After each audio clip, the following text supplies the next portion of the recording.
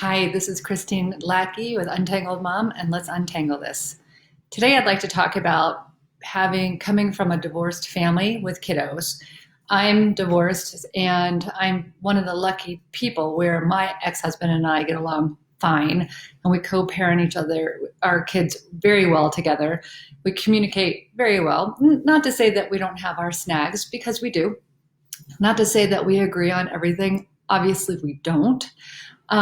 But we know when we got our divorce, we said to each other, look, at the end of the day, the priority is our kids. We have to make sure that we focus on them and keep them healthy and happy. And during this time, when we first went into quarantine, it was like, okay, like, do we stay to our regular routine of the kids going back and forth? Do we change it? And how does this work? And we made a decision, and we had to do this one day at a time to see what is going to work for all of us and our schedules and how this is going to go. And we were on, for divorced families, you'll know this, it's like that 3-2-2 schedule where I have the kids for 3 days, he has them for 2, I have them for 2, and 3, and it's anyhow. Then we went into 1 week on, 1 week off. And my priority has been really listening to my kids too. My daughter shared with me that the 1 week over at her dad's house, his house is just a bit smaller, gets a little bit more cramped for her.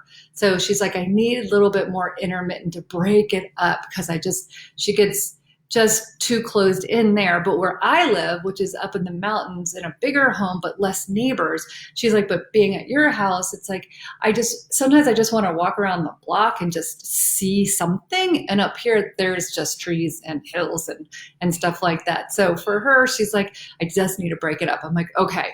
But then I have to say, is this going to work for me and her dad? So we have to communicate and stay flexible, and we are, and it's good.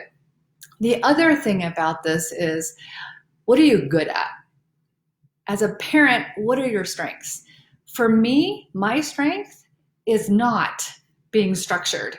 Unfortunately, I wish it was, but the truth is it's not. And these kids need structure, especially around homework and sticking to it and being there. I'm more of the I just want my kids to be happy and feel good. And their dad is much better at creating the structure, much better at keeping the kids, focus on what they need to do. And that's a reality. I could fight that reality all I want and argue with it and try to point fingers that he's being too hard or anything like that. But the truth is, he's the one that's helping them get it done much better than me. So I just had the kids here for a week, and my son is way behind in homework. And a lot of that I'm taking responsibility for. Because I wasn't as structured. And I also was trying to do my job and help him. And the truth is, I screwed up a few times. I got frustrated with him. I yelled at him, and I'm like, I'm a jerk, and I'm really sorry. I just exploded on you, and it's my fault because I am not a structured person.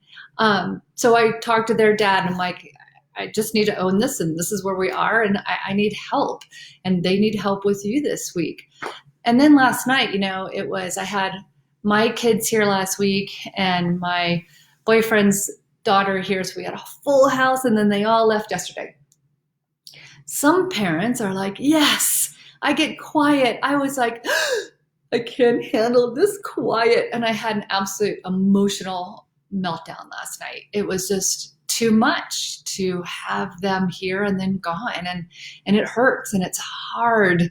And I was very fortunate that my partner said, no problem, I got this, go melt down on the couch, I'll clean the kitchen while you do what you need to do out there. And I did. I just sat on the couch and I cried because it's hard. This whole divorce is hard.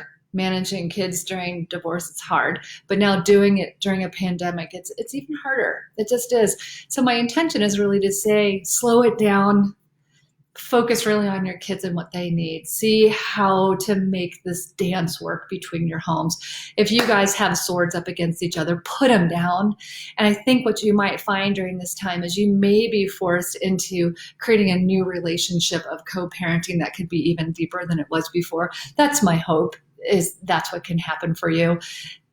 Put that olive branch out there to communicate even more about what it is that you need from your ex, what the kids need. Just put your swords down and communicate more, because I promise you, if you do, this time period, your kids are going to look back on this. They're going to grow so much by witnessing how resilient and strong and confident you are, and humble, how humble you can be. And what a beautiful thing humility and vulnerability can be, especially between two exes. I hope this is helpful. Stay strong or not. Lose it on the couch if you need to. It felt really good last night to cry. It just did.